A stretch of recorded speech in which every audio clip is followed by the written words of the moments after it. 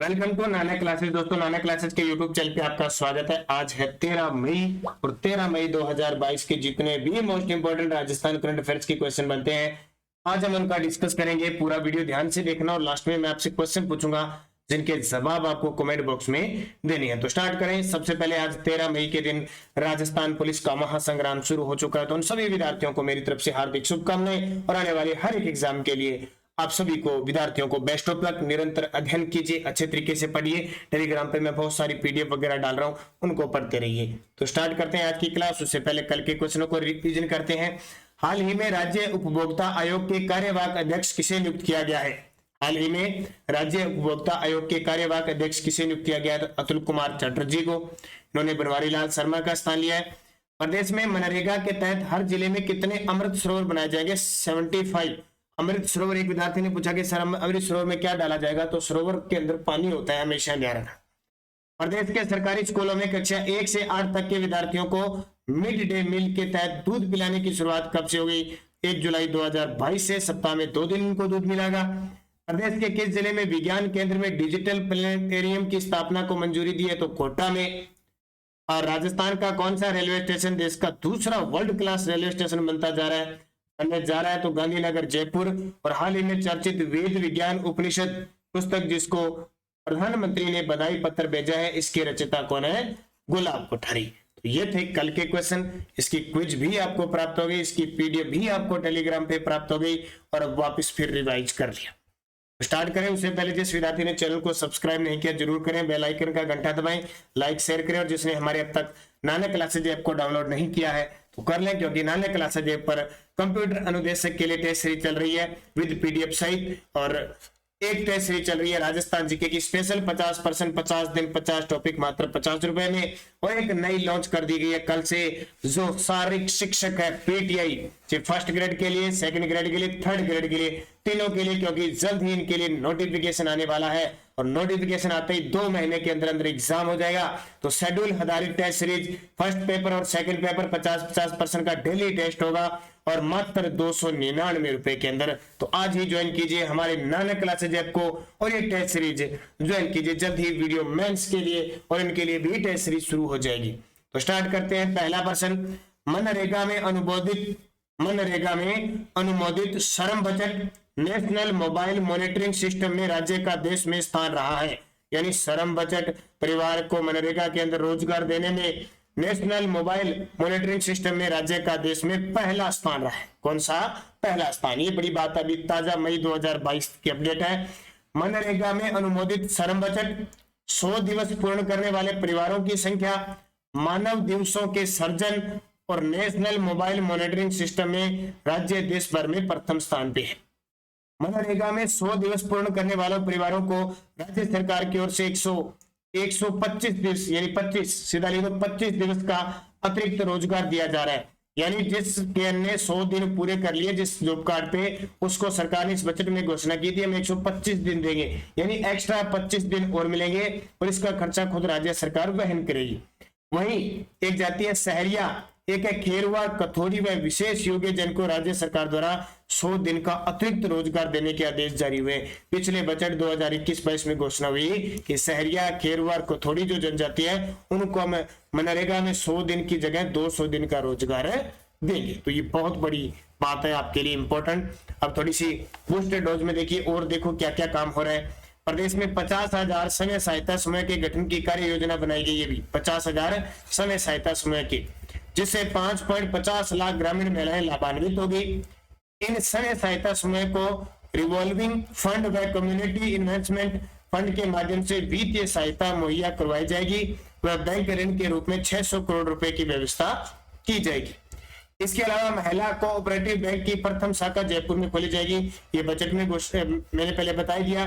सरकार द्वारा विभिन्न योजनाओं में मेट व्यवस्था के अंतर्गत 50% से अधिक महिला मेटों के नियोजन का कार्य किया जा रहा है। भीलवाड़ा जिले में 100% महिला मेट का नियोजन किया जा चुका है। तो ये कुछ बूस्टर डोज थी। इसके अलावा जो काम किए जा रहे हैं, अब देखिए पहले स्थान पर राजस्थान सौर ऊर्जा के मामले में पहले स्थान पे है। इसके अलावा जो सौभाग्य योजना विद्युत परियोजना वाली है उसमें भी राजस्थान टॉप पे है। स्मार्ट सिटी मिशन में भी राजस्थान टॉप पे, एक तो ये याद रखना। इसके अलावा अमृत महोत्सव के तहत ऐप पे, पोर्टल पे जो सांस्कृतिक प्रोग्राम अपलोड करने में राजस्थान पहले स्थान पे है। छठे स्थान पे राजस्थान है किसी में, तो राजस्थान छठे स्थान पे नहीं है। 8वें स्थान पे गरीबी के मामले में, किसके, गरीबी के मामले में और बेरोजगारी के मामले में राजस्थान अब वर्तमान में हरियाणा के बाद दूसरे स्थान पे है। गरीबी के मामले में 8वें स्थान पे, स्वच्छता के मामले में 12वें स्थान पे है। यूरेनियम उत्पादन में 5वें स्थान पे है। पवन ऊर्जा उत्पादन में 5वें स्थान पे है। रूफटॉप जो छतों पे विद्युत सौर ऊर्जा के मामले में राजस्थान है 3रे स्थान पे, और वो हर घर नल योजना में राजस्थान 29वें स्थान पे। तो ये कुछ इंपॉर्टेंट रैंकिंग है जो मैंने आपको बताई है। दूसरा प्रश्न देखिए, खेलो इंडिया यूनिवर्सिटी गेम में राजस्थान के किस विश्वविद्यालय ने पुरुषों की कबड्डी का स्वर्ण पदक जीता? बहुत इंपॉर्टेंट है। खेलो इंडिया यूनिवर्सिटी गेम जो भी बेंगलुरु कर्नाटक केंद्र हुए थे, राजस्थान के किस विश्वविद्यालय ने पुरुषों की कबड्डी का स्वर्ण पदक जीता है? तो कोटा विश्वविद्यालय। किसने? कोटा विश्वविद्यालय ने जीता है। तो मई 2022 को बेंगलुरु में आयोजित खेलो इंडिया यूनिवर्सिटी गेम में पुरुषों की कबड्डी प्रतियोगिता के फाइनल में कोटा विश्वविद्यालय राजस्थान ने चौधरी बंसीलाल विश्वविद्यालय हरियाणा को हराकर स्वर्ण पदक जीता। बेंगलुरु में 24 अप्रैल से 3 मई 2022 तक खेलो इंडिया यूनिवर्सिटी गेम 2021 का आयोजन किया गया। खेलो इंडिया यूथ गेम्स के पहले संस्करण का उद्घाटन 31 जनवरी 2018 को प्रधानमंत्री नरेंद्र मोदी के द्वारा किया गया था। 2019 में खेलो इंडिया स्कूल गेम्स का नाम बदलकर खेलो इंडिया यूथ गेम कर दिया गया था। और अब ये यूनिवर्सिटी गेम होते हैं, एक खेलो इंडिया यूथ गेम भी होते हैं, अलग अलग गेम होते हैं, तो इनको अच्छे तरीके से याद रखना। तो अभी अपने कोटा विश्वविद्यालय ने क्या किया है कि पुरुषों की कबड्डी प्रतियोगिता में स्वर्ण पदक जीता है।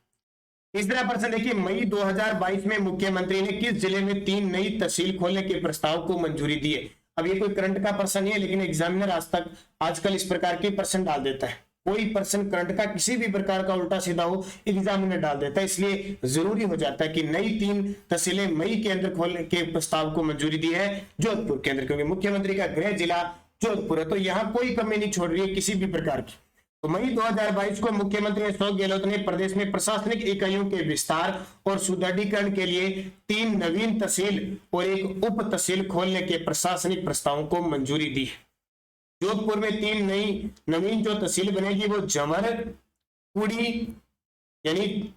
कुड़ी, बगतासनी और घंटियाली यहाँ बनेगी। और प्रतापगढ़ में एक नवीन उप तहसील मुंगाना का सर्जन किया जाएगा। तो पेपर में अब क्या है कि घुमा फिरा के आ सकता है कि जावर, कुड़ी, बगतासनी व घंटियाली तहसील खोलने के प्रस्ताव को मंजूरी मिली है, वो किस जिले में है? तो जोधपुर जिले में। इसलिए थोड़ा पॉइंट याद रखना, क्योंकि डेली की हमारी क्लास होती है, इसलिए याद रखना। इसके अलावा अभी आपको ताजा ये योजना का वीडियो मिल चुका है, जिसने नहीं देखा जरूर देखें। अप्रैल का मिल गया, पिछले 3 महीने का मिल गया, और एक अभी यहाँ बता देता हूँ 6 मंथ का आपको मिल गया। ये 6 मंथ का राजस्थान पुलिस वाले तो देखते ही जाना, और आज के पेपर में हमें पता लग जाएगा किस प्रकार के क्वेश्चन पूछे जा रहे हैं। इसलिए आज का एग्जाम होते ही जिस विद्यार्थी के पास, क्योंकि पेपर दिया नहीं जाएगा साथ में, तो राजस्थान करंट और राजस्थान जीके के पर्सन 8094496272 इस नंबर पे आप टेलीग्राम पे मैसेज छोड़ोगे, प्रश्न बताओगे करंट के किस प्रकार के क्वेश्चन आए हैं। ये जरूर काम करना, क्योंकि कितने दिन में आपको लगातार हम पढ़ा रहे हैं, तो आपका भी थोड़ा सा कर्तव्य बनता है। आपकी छोटी सी गुरु दक्षिणा ही है कि जिसका भी एग्जाम हो गया,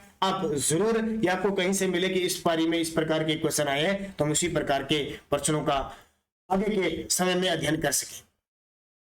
चौथा प्रश्न देखिए, मेरकम के इंडिया सोलर प्रोजेक्ट ट्रैक्टर के मुताबिक देश का पहला राज्य जिसने बड़े पैमाने पर 10 गीगावाट के संचयी सौर प्रतिष्ठानों को पार किया। ये बहुत बड़ी बात है। मेरकम इंडिया सोलर प्रोजेक्ट के मुताबिक तो राजस्थान राज्य ने ये कारनामा किया है, कितने 10 गीगावाट के संचय सौर प्रतिष्ठानों को पार किया है।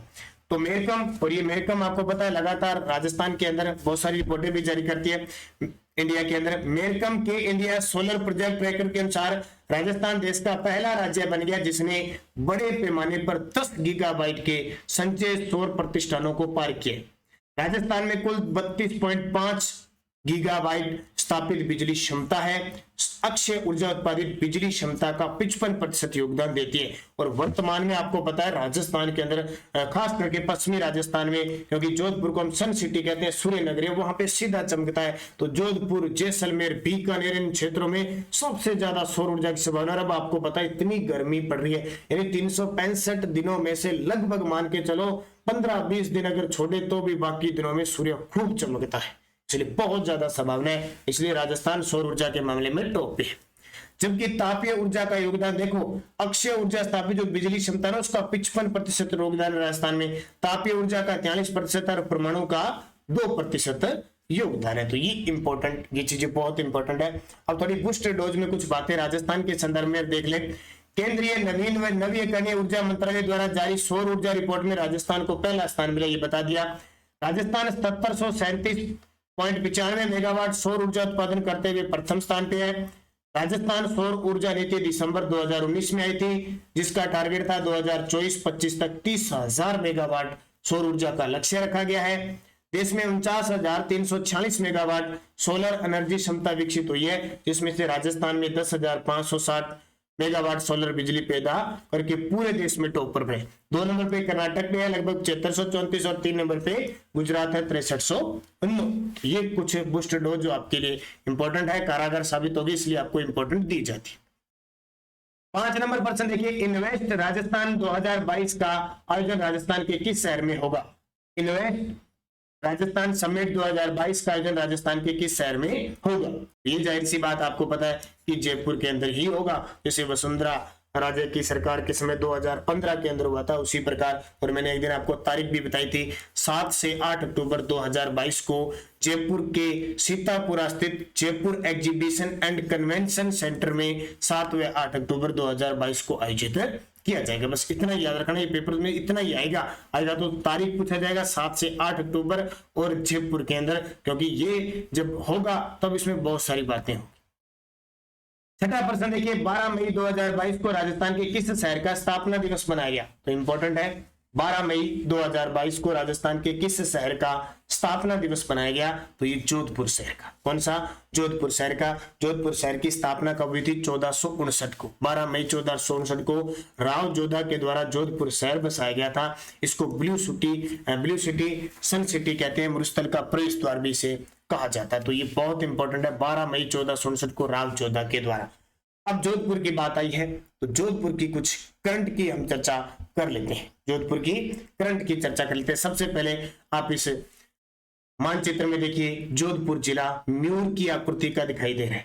इसके साथ बीकानेर की सीमा लग रही है, नागौर की सीमा लग रही है, पाली की सीमा लग रही है, जालोर की सीमा लग रही है, बाड़मेर की सीमा लग रही है और जैसलमेर की सीमा लग रही है। 1 2 3 4 5 6 जिलों की सीमा ये बना रहा है। राजस्थान में वनों की दृष्टि देखिए, अभी 17वीं वन रिपोर्ट के अनुसार सबसे कम प्रतिशत वनों में सबसे कम कहां पे है? जोधपुर के अंदर। अक्सर प्रश्न 2 पूछे जाते हैं, ब्लू सिटी सन सिटी किसको कहते हैं? जोधपुर को कहते हैं। जब जोधपुर का नाम आता है तो यहाँ पे एक दुर्ग है, मेहरानगढ़ दुर्ग, जो अक्सर चर्चा में रहते हैं। ये किस पहाड़ी पे स्थित है? चिड़िया टुक पहाड़ी पे स्थित है। मारवाड़ का पहला बायोलॉजिकल पार्क है माचिया सफारी पार्क जोधपुर के अंदर, ये भी याद रखना।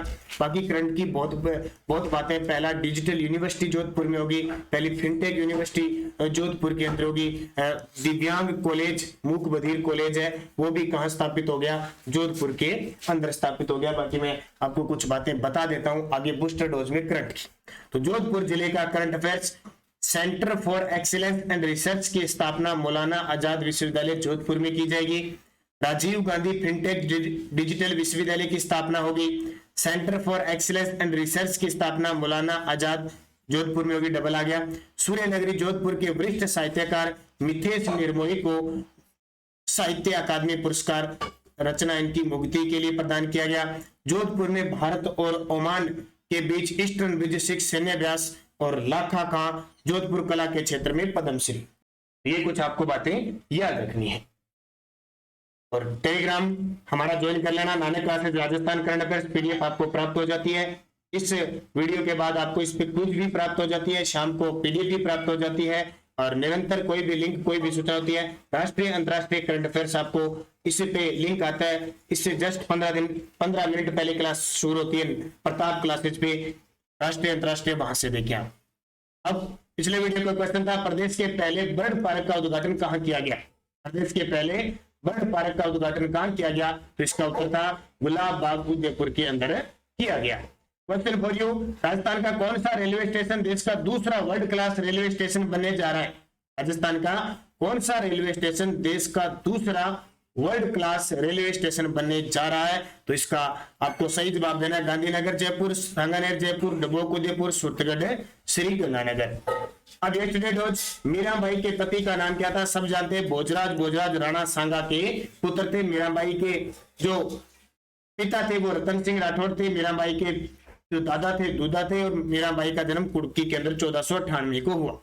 किशोरी देवी का संबंध किस आंदोलन से है, तो सीकर किसान आंदोलन से। मारवाड़ की गंगा किस नदी को कहते हैं, लूणी नदी को, जिसको मीठी खाड़ी भी कहते हैं। और नागपाड़ी अजमेर से निकलती है। कवि बिहारी जयपुर के किस शासक के दरबारी कवि थे, मिर्जा राजा जयसिंह, जो 1621 से लेकर 67 तक अमेर के शासक होते हैं। पुरंदर की संधि इनके द्वारा की जाती है। मिर्जा राजा जयसिंह, जिनको उपाधि सांझा ने दी थी, और कवि बिहारी इनके दरबारी कवि थे। राजस्थान का शास्त्रीय नृत्य कौन सा है, कथक नृत्य। और राजकीय नृत्य घूमर है। तो ये पांचों बहुत सारे विद्यार्थियों ने शानदार जवाब दिए थे, उन सभी को हार्दिक शुभकामनाएं। अब नेक्स्ट पिछोला जेल का निर्माण किस शासक के शासनकाल में हुआ। संविधान का अनुच्छेद 243 किससे संबंध रखता है। पंचायत समिति का प्रधान अपना त्याग पत्र किसको देता है। गरडिया महादेव का मंदिर किस जिले में है, और धौलपुर जिले की स्थापना कब हुई थी। पांचों के जवाब आपको कमेंट बॉक्स में देने हैं। जाते जाते आप वीडियो को लाइक शेयर जरूर कर देना। और ये मैंने आपको जो बताई थी, स्पेशल हमारी टेस्ट सीरीज चल रही है कंप्यूटर अनुदेशक के लिए 50% 50 दिन राजस्थान की स्पेशल चल रही है। और शारीरिक शिक्षक पीटीआई की टेस्ट सीरीज भी फर्स्ट ग्रेड सेकंड ग्रेड के लिए रोज शेड्यूल वाइज आपकी टेस्ट प्रक्रिया शुरू हो चुकी है। तो निरंतर ध्यान कीजिए, आज ही ज्वाइन कीजिए हमारे नानक क्लासेज ऐप को और फायदा उठाइए अलग अलग एग्जामों के लिए, क्योंकि जल्द ही आने वाले कुछ एग्जामों की टेस्ट सीरीज भी हम शुरू करने जा रही है। तो धन्यवाद, जय हिंद, जय भारत।